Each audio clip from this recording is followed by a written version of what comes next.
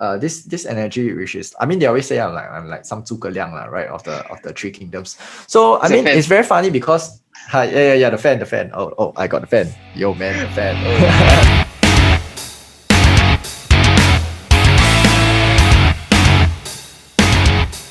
Welcome to the first episode of Milk First 0 Second, where we interview people who think a bit differently and unconventionally in the business world. So today here we have Zachary Young. This person I've met him few months ago, or even 1 year ago, and recently he has scaled a company from 1 million in 1 year to 1 mil in 1 month to after that 1 mil in 3 days. He is a freaking genius. He thinks like no other, and today I have him here with me, and it's a privilege to have you as the first guest in Milk First 0 Second. Hey So Ted. Zach, please introduce yourself. What do you do? Yeah. All right. Hey Ted, thanks for having me on the show. So yeah, hi everyone. I'm Zach. I'm actually the founder of Underdog Strategy, and like what Ted mentioned, actually I specialized in scaling companies. So that was one of the companies I scaled, where I scaled them from 1 mil in 1 month to 1 mil in 1 year. They did about 1 year worth of revenue in one. It took 1 year to get 1 mil, but after that, we scaled, and it's a multi-million-dollar company now. But the last that we did was we managed to scale it, help them hit 1 mil in just 1 week or 3 days. Yeah, Damn. so that was exciting. So what I really do is I'm a business strategist, and I help them structure, set up systems, train the team, set up the teams to make it more efficient, to make them sell better stuff, higher stuff, pricier stuff, and yeah, really scale their company. So yeah, that's what I Awesome. do, guys. That's exciting stuff. Okay, so Zach, so I have worked with you previously. So I realized you also think a bit differently. People say you're a bit different, right? Very systematic Weird. The person. word is weird. Weird. Yeah, but so can you share one story where you did things slightly differently, slightly even weirdly, or a bit unconventional in the business world and the results that you've kind of Okay. generated? Yeah. I see. Okay, so off the top of my mind, right? I think okay, so I jump across different departments, quite a number of departments, and that allows me to come up with all these strategies to help my clients. But I think one of the where not many people know that I actually started off in marketing. And when I first started out, I remember there's this time where we take part in these marketing competitions where I was actually faced off with this very very top marketer, and I was relatively new. So this marketer, we are given a set amount of budget and a set amount of time, and we just had to see who gets the most number of conversions, run Facebook ads to landing pages to get the signups, get conversions, and get as many leads as possible. And this guy was a super good at copywriting, super good at building pages, everything. So just to give you a context how good he is, right?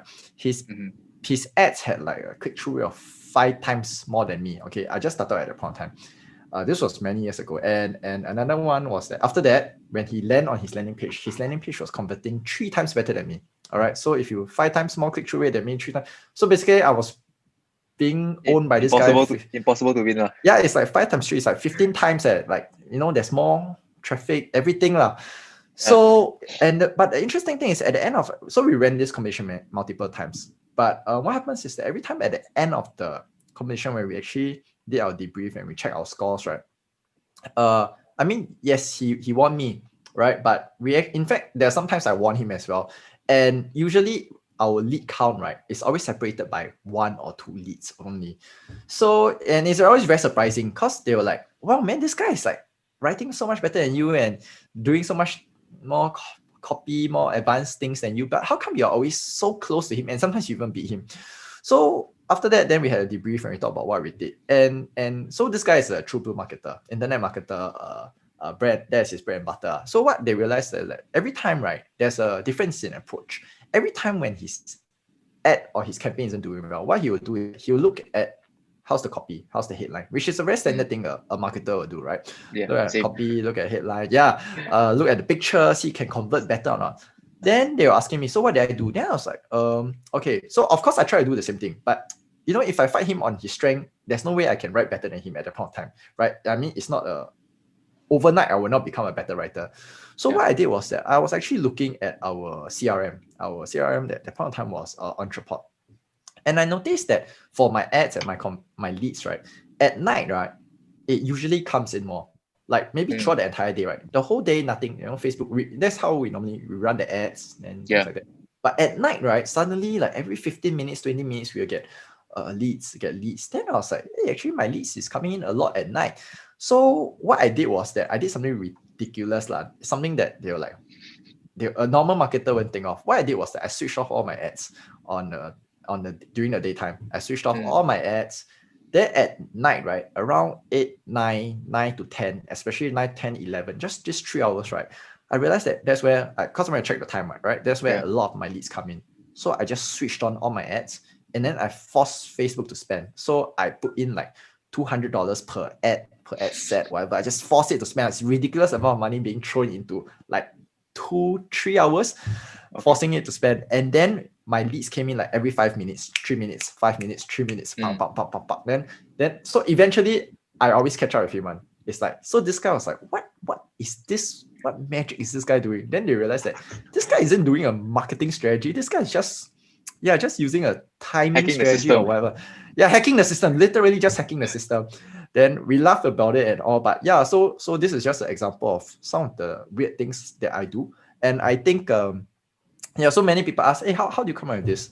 So I think how I came up with this was that unlike him, this guy was a marketer. So he was brought up in the system of marketing, like a box, right?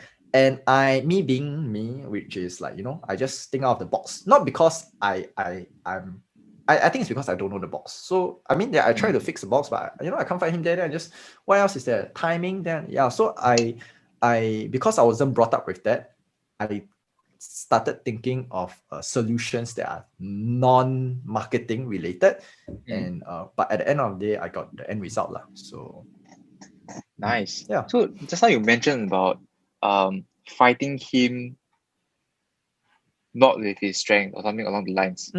Right. So I'm just curious your thought processes.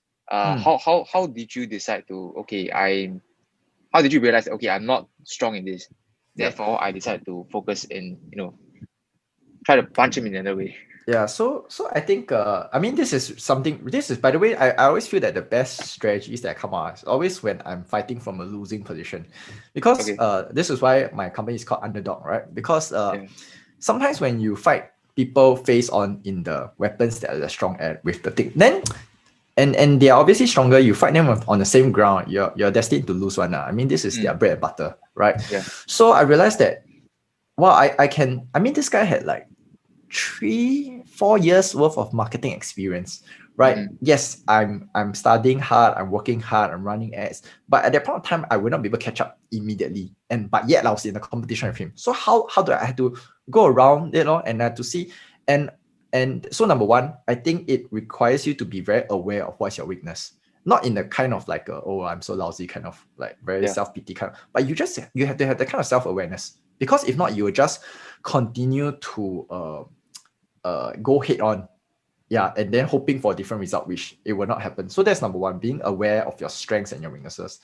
Then number two, I think it's the case where I thought of the box, because this guy to a marketer, everything is a marketing problem. So they solve all problems with marketing solutions. While I went back to find out what's the root problem, which I think this is something that I love, and I learned from Elon Musk, which is he has this idea of going back to first principles. What is the fundamental problem?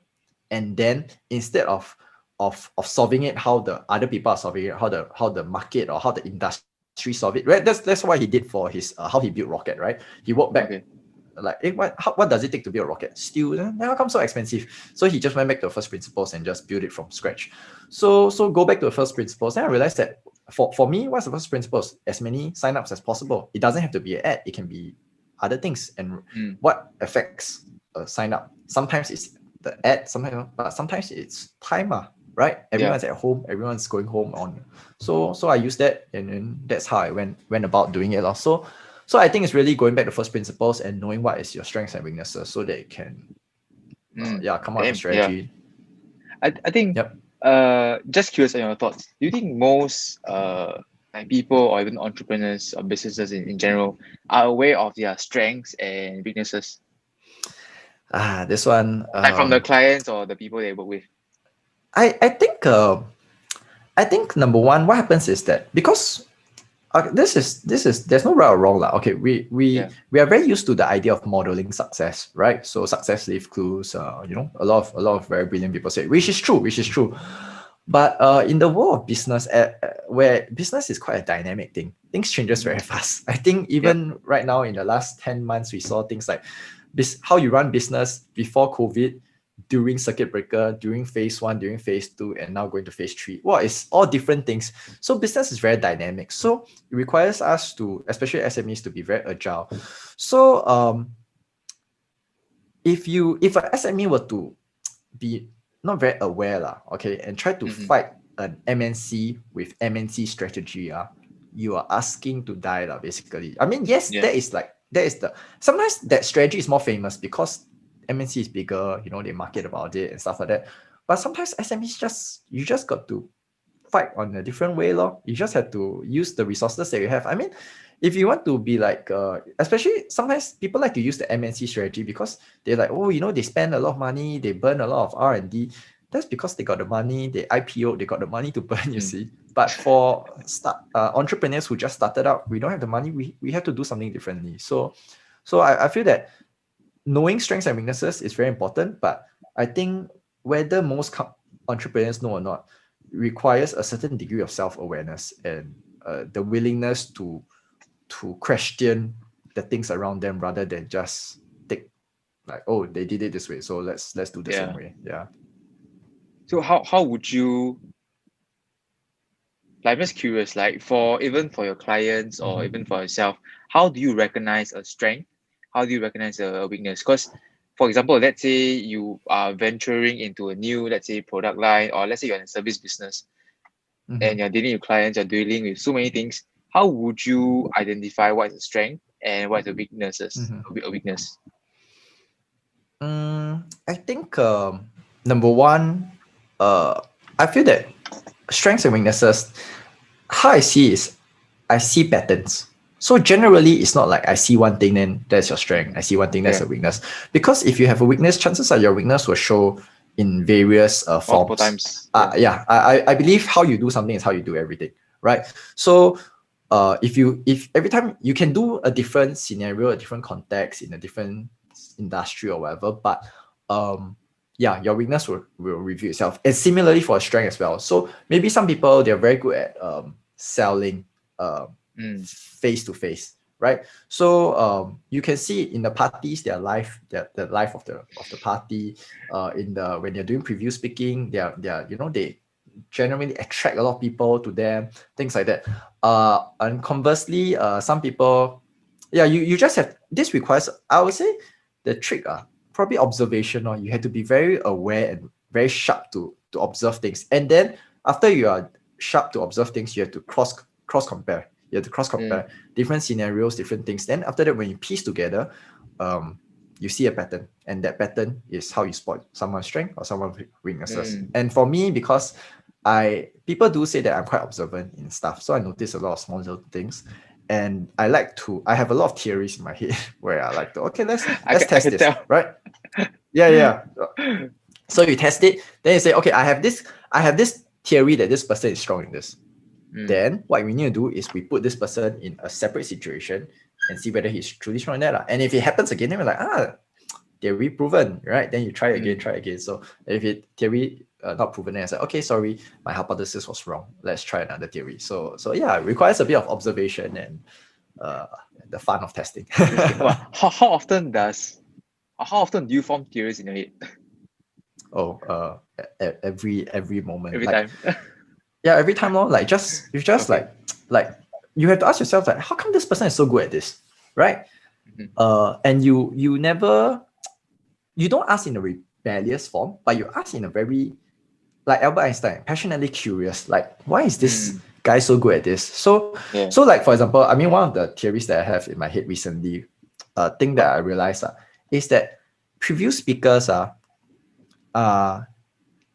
most live preview speakers are great at most live preview speakers are very extroverted, right? So a lot of these live preview speakers are when they're extroverted, right? When they do live preview, they're very good.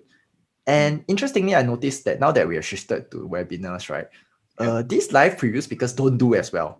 Don't do as well. Okay. But then last time the introverted ones, they don't do very well in live. But recently, in this context where I'm facing the camera and things like that, suddenly these introverted preview speakers are doing very, very well. So I'm like, this is a theory, right? Introverted speakers does better online. So okay, let me go think of all the introverted speakers. Are they doing very well right now? Then let's think of all the extroverted speakers that are doing very well previously. Are they doing very well online now? Then you test out. Then you kind of get your theory or your hypothesis. Yeah. Okay. Wow, interesting. So like, Yep. so this is just a curiosity thing. Mhm. So on a day-to-day basis, like even, okay, let's say even when you're on the business, you're working, Mhm. on a day-to-day basis, how many theories do you form in your head? Wow. This one. I'm legitimately curious, passionately curious. This one, no. There's no number. Like My mind is just estimate, constantly constantly like, thinking stuff. hey, how come this guy is doing so well? Then Do then you? Yeah. then I come up with theories why he's doing well, and I come up with theories to disprove the theory of why I think he's doing well. So I'm testing my own theory. Then similarly, I think why he's not doing well, right? Then I'll come up with theories on why is the theory that he's not doing well. So I will always back test my theory. So if I'm for you, I will try to shoot it down, right? If I'm against you, I will try to say good things about you to shoot it up. So I'm just testing. Like I'm never for or against. I'm just trying to find the two ends of things. So like for example, in just now a previous example, I'm trying to find, is there an extroverted speaker that's doing well online right now? How many? Then I'm trying to find, is there an introverted speaker that does very well offline? Something like that. So yeah, I don't have the answer right now, but I'm just looking at like percentage wise, it seems like I'm onto something here. So yeah. Interesting. Do you think do you form these theories intentionally, or is it like it's just your brain, just your mind? Yeah, it's my brain. I think I'm very curious about everything. Albert Einstein's that he has this quote which I really identify with, which was I don't think I'm talented. I'm naturally curious about everything. So those people around me who talk to me, they will realize that I'm curious about everything. You can hold me to a conversation on any topic, I'll probably know something about it because I'm just curious and I find out about everything. And if you manage to find a topic that I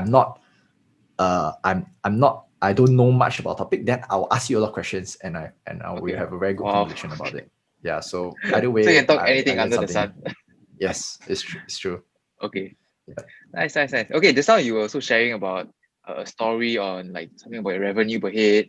Okay. So I mean, you're asking me like, is there another example? So yeah, it's either this or previous example. So this example was what I did differently. It's quite interesting. So at that point of time, when I was doing my in my previous company and all this, we are trying to increase our sales. Okay, so sales, one of the metrics we track is this thing called revenue per head, which is you take the total amount of revenue divided by a number of people. So I mean the revenue per head, let's just put it at an arbitrary number. Let's put it at, let's say 2,000, right? So 2,000, then we're trying to increase the revenue per head. How do we get more sales? So the salesperson being a salesperson and a sales speaker, then same thing like usually, okay, can I change my slides to make it more exciting? Can I find something to make the offer even more exciting, things like that. So I mean, and we have been doing this for like quite a while already. This is like 6 runs already, I think 6 runs middle of the year, so about 6 runs. And so I mean, obviously sales is never consistent one, right? So the numbers will increase by a few hundred, like maybe on a good day it's like 2,003 revenue per head. Sometimes it doesn't do so well, it drops down to 1,009. So it fluctuates by a few hundred up, few hundred down, average. Let's put it at 2,000 now. So they were trying to improve on it but they realized that no matter what they do, they're stuck at this thing because they don't have enough time for their pitch. So, and the reason for that is because they had to send them for lunch before. I cannot remember before or after that. So I was like, okay, can we shorten the lunch time, right? And they were like, well, cannot, because we are holding this as a live event, and the areas around is quite hard to find places. So if you give them a shorter lunchtime, they cannot find a place, and people are unhappy. People are unhappy, they don't buy from you. Okay, then after that, I was like, okay, then can you shorten your pitch, or can you shift the pitch around? Standard thing, right? Then they're like, no, cannot. We tried shifting, it didn't work out. We shortened the pitch, but then we scared it won't be effective. We lengthen the pitch, then they have shorter lunch. So it's a standard problem stuff. So I mean, yeah. Then they were like, okay, so how can I improve on the pitch? How can I make the pitch more exciting? How can I what do I say? Things like that. So for me, I was just like, I mean, because once again, interdisciplinary, right? So, to a salesperson, lack of sales is always a sales problem. So, but to me, I was like, since it's a time issue, right? Why don't you buy all of them lunch? That was just my very simple suggestion. And then they were like, we didn't think of that. All right. So I was like, how much is one lunch? 40, 50 bucks, I mean, your revenue per head, you increase by a few hundred, you earn back already. So they're like, okay, let's try that. So they did What's that. their initial reaction? Were they like, what are you thinking? What was their initial reaction? They were just like, okay, this is like a out of the box kind of solution. Like, okay. Interesting. Yeah. Because you see, it's like conventional. So we are trying to give them more time, right? More time to pitch and more time. But then the thing is that if you give them lunch, then they go out, queue, buy, come back, not enough time. Yeah. Right. Then if you lengthen the pitch, shorten the pitch, then your pitch not effective. Then I just say, you just buy lunch for them. They eat there, then they come back, just a room beside. Much easier, makes everything faster and shorter. Yeah. So it was like, oh yeah. Okay. So they did that. So after they did that, the results, all right, the results. So you're like, remember, if it increased by a few hundred, it's a good result.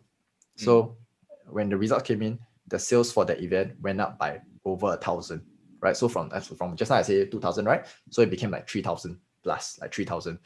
So everyone's like, yeah. Then they were like, okay, maybe lucky, we don't know lah. Okay, we try again.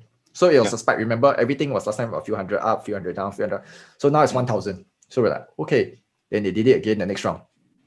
Boom, another 1,000, maybe even 2,000 and things like that. So we're like, oh, we are onto something here. So yeah. So I think so coming back to why this worked out, right? So we are doing our evaluation, and we realized that reciprocation, people so into us, they love us, they report them lunch, then they were wow, and we got them longer time, we spend more time with them. So I think the interesting thing is I actually use an operational solution to solve a sales problem. Because once again, just now, marketers will come up with marketing solutions to solve marketing problems. To them, everything is a marketing problem. To a salesperson, everything is a sales problem, right? But because I'm passionately curious about everything. So I did marketing before, I did operations before, I did speaking before, I did sales before, I did finance before as well. I did everything. So sometimes knowing other departments' solutions, you can take like what I mentioned. I took an operations solution to solve a sales problem, right? Yeah. Just now, I think I took an operations problem to solve a marketing problem as well. And sometimes I do take marketing solutions to solve an operational problem and marketing solutions to solve sales problem as well. So when you are when you are not stuck in a box, you learn a little bit of everything. You can actually crisscross different disciplines and get you out of the box results. Creative, crazy solutions. Yeah.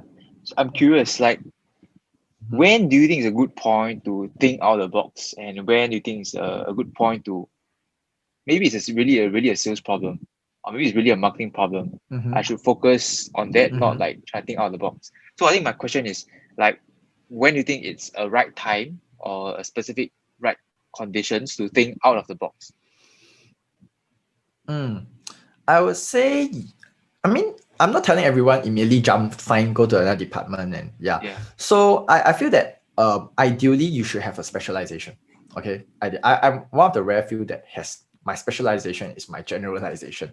But in general, right, have a specialization and work on that. So let's say if this is my first time or second time speaking or selling something, then obviously any problem is chances are the fact that I'm not good at it at the start. So I just need to, but remember in just now the example I mentioned, right? It was something that has been going on for quite a while already. It was about 6 times, 7 times. Yeah. So you already tested it, you already did a lot of things already, and you're kind of stuck. Then that's where it's a good time to have another person's point of view. So what happened was that, in fact, if back to this thing, I wasn't supposed to be in a competition. In fact, this bunch of people, the selling speakers were just talking behind my chair, they were just talking, and then I was just like, what problem you have? I was like, Okay. buy them lunch, done. Then boom, yeah. So sometimes if you are not a person who is you know every department, no worries. Find people who can complement you, or find people who are operationally more savvy. Ask them what's their thoughts. Sometimes they have a better understanding as well. So or you bring in a marketer, bring in different people to see your perspective from different angles, and you'll be surprised at what solutions you can find. Yeah. Like in terms of, so this is like getting other people's perspective, right? Yes, So that's right. let's say you have a problem, and let's say you are the main person solving it or attempting to solve it. Okay. So in what sense or in what conditions it's relevant to think out of the box? Does it work for every situation? Yeah. I think it works for every situation, but I think, like what I mentioned, it works best in situations where you're stuck, where traditional like thinking stuff, doesn't give you the answer that you're looking for, or doesn't give you an answer, that the answer that you need, right? And if you were to continue it, you'll just be stuck in the same route lah. Then that's where you need a different angle, fresh perspective, fresh ideas. Of course, fresh ideas depends on whether you know how to integrate it, or whether, I mean, not everyone's suggestion is a good suggestion. So you do have to take it with a pinch of salt, see how to modify it and all. But having fresh perspective sometimes, it does solve quite a number of problems. So I would say go look for fresh perspective, especially when you're stuck. But if it's your first time doing something, second time you're doing something, then maybe you're stuck not because the solution is not good. It's just that you are not familiar with it, Yeah. Makes sense. So again, I'm also curious. All these thoughts all these unorthodox, unconventional stuff that you think about, are these like creative ideas, or is it like systematic stuff? Like this stuff is affected by one A, B, C factors. If A, B, C doesn't work, chances is the last factor. Like where do you get all these ideas? Okay, I don't think I'm a very creative person. Okay, or maybe I would say I don't think I'm a very artistic person. Okay, artistic means like come out with weird, fresh ideas. I don't. But what I am is that I'm very good at creatively borrowing things from another department. So like I think that was an ops solution. I'll try to import it into a speaking and see whether it can solve. So I will creatively use something from another industry and put it into this industry. Then suddenly it looks fresh and new, but actually that's what everyone has been doing somewhere else. You get what I mean? So you take other industries, you cross-reference from other industries, and you bring it into your own industries. To them it's new, to them you're creative, but actually I'm just recycling an idea from. So I creatively borrow from other industries, and sometimes other countries and other to get your best results. And that comes from really having. And that comes from having just experience. Don't be stuck in your box lah. Okay. This comes from liking to put your hand into every other box lah. Okay. Okay, can. Interesting. Okay, so that comes my next question, which is something that I've really wanted to ask you for a long time. So modeling what is working versus thinking out of the box, doing things differently. When is it a good time to model? When is it a good time to think different, stand out from like competitors? So this one is really, well, this is a tough question. It's a good question. It's a tough question because I always tell people, if you think too different, too early, too far ahead, right? If you're 10 steps ahead of someone, you are not a leader, you are a martyr, right? They'll kill you for it, right? If you're 2 steps or 3 steps ahead of the crowd, the crowd can see where you're going, but they realize that you're ahead of them, you're the leader. right? Mm. And if you're same step, you're just following them now, one step Yeah. behind. So the thing is that if you're too far ahead of your time, they won't understand you. They will kill it lah. So I think a lot depends on how many steps ahead depends on context. Depends on Okay. context. So I mean, I give you an example, right? So I mean, we talk about I mean, before this we were also discussing like when do we model someone and when is it copying someone and when is it copying blindly, right? So a lot depends on context. So I mean, now these days everyone's online, right? We are doing this thing online, online webinars, previews, everything is streamed up, right? So I mean, I tell you something very interesting, which is that actually I tried automated webinars about 3 to 5 years ago. 3 to 5 years ago. And I can tell you, it bombed. Okay, it bombed. But the thing is, I was like, hey, wow. That was when I was much younger, and we were like, why we did that was because America was doing it. America, which is in terms of the marketing, they were 5 to 10 years ahead of us. So yeah, webinars. We're doing that, and we're doing it in Singapore, and it bombed. And hey, you were like, why? I'm so ahead of the curve, Now, right now, it's like, hey, I knew it 5 years ago, but no one listened to me then. Precisely, you're too far ahead.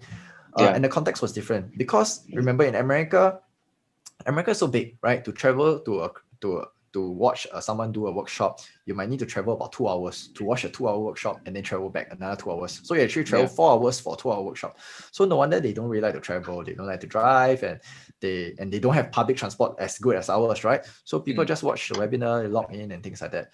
While for us, I mean, like, travel from Pasir Ris to Boon Lay is just maybe 1 hour or so, and most of the time when people hold their workshops and stuff, it's just they're holding in a centralized location. It's about 30 minutes.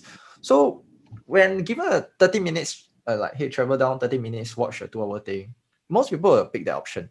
So you might think that, hey, I'm ahead of the curve, I'm doing webinars, but the context, America and Singapore, is different. And when it's different, you can copy the strategy, copy the thing, but it will bomb. It would not give you the results that you expect in America. So you cannot just blindly copy. You must always understand the context. Right now, though, webinars are the thing, right? Because circuit breaker, COVID, no one can go out, no one can gather, and everyone's forced. So to do this online. So yeah, the context has changed, and when the context has changed, the strategies will change accordingly. And yeah, so I always believe you cannot blindly copy stuff lah. So yeah. Interesting. So I mean, yeah, okay, especially when we were younger, right? So we are always very inspired by people, and we try to copy and do the same thing, and then we realize we got different results. So I mean, that was in a business context, but let me share with you a very funny context, because I did this in I was actually a soccer manager of a club. Okay, and a few years ago, when Barcelona was much stronger lah. Is it a they're school still club strong. or something?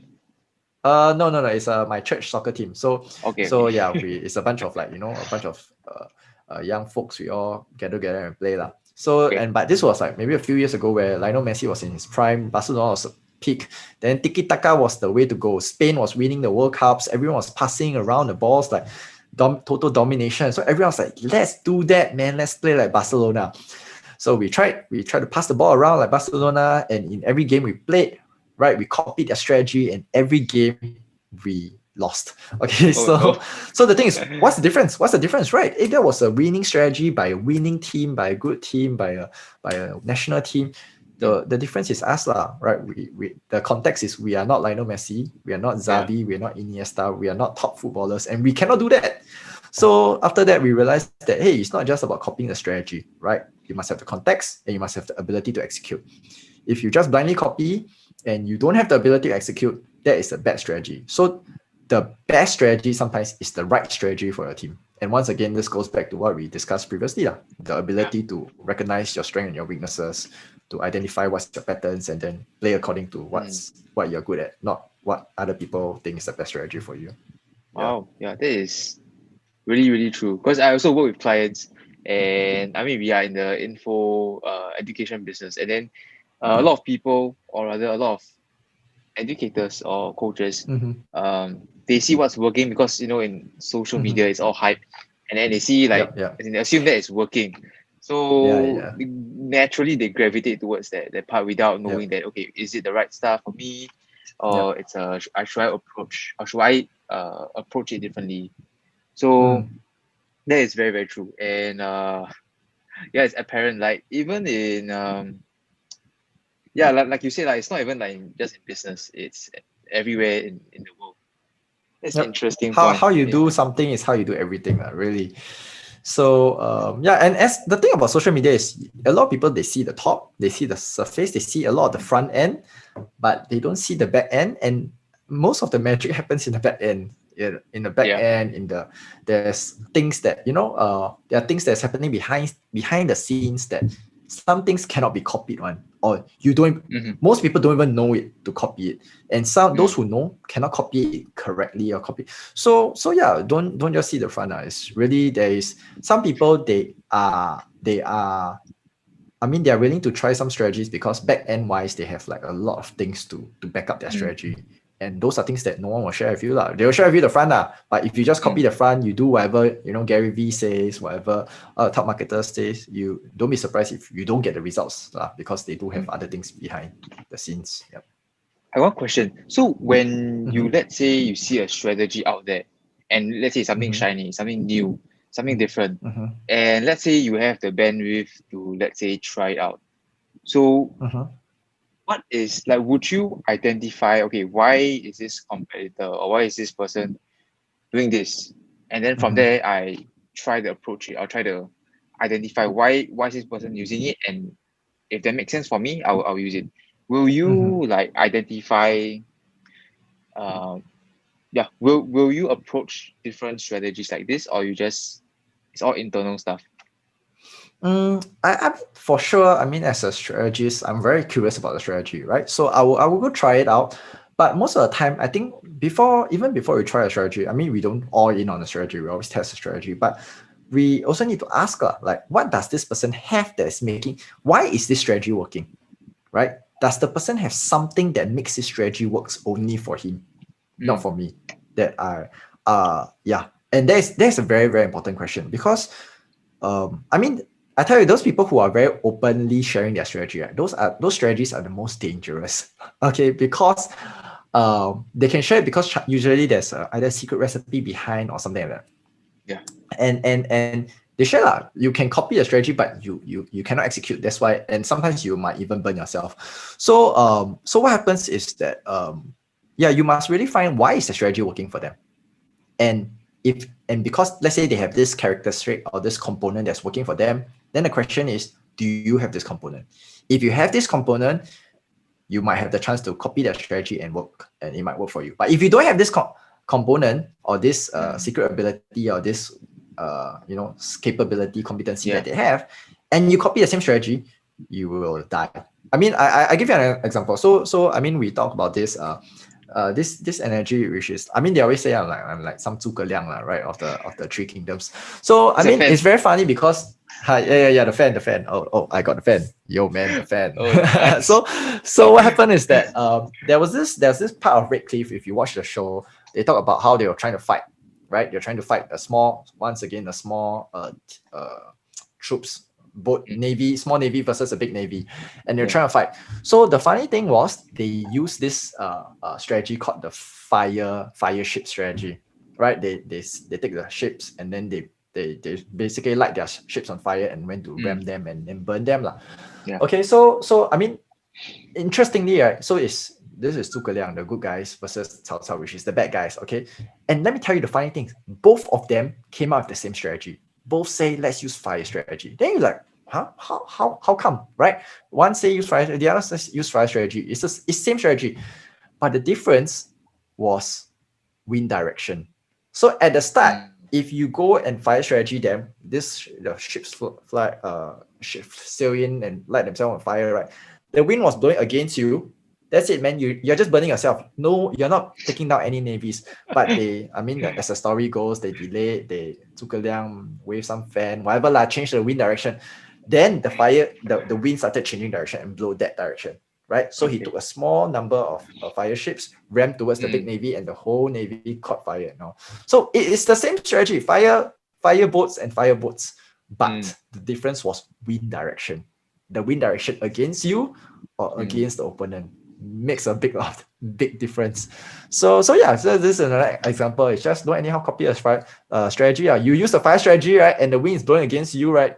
Good luck to you, man. So Wow, yeah, that's a very visual analogy of yeah. copying strategy. It is literally the same strategy, you know. So it's wind direction, man, wind direction, and that is what I mean by the behind the scenes, the wind Mm. direction. I mean, we just happened to think about this energy, but it's perfect energy because wind direction is the unseen. It's the Yeah, it's unseen that really takes you out, man. you So only can yeah, feel. Oh, I got yeah, feel you this can thing. only feel it, really. Yeah. So yep. Wow, nice. Yeah. Anyway, so thanks so much for I think the past close to 1 hour. Yeah, I Yeah, learned a yeah. lot from you. Is there any way where the audience can find more about you, your Facebook page? Yeah. You can search for me, Zachary Young, or you can drop me an email at Zachary at underdogstrategy.co. .co, not .com, all right. So yeah, I mean, I have actually much more of this kind of videos on my Facebook page as well. So you can just check me out. They know me as the underdog strategist. Underdog So Strategist. yeah, yep. Okay, Ken. Thank you. Thanks, Ted. Thanks for having me on.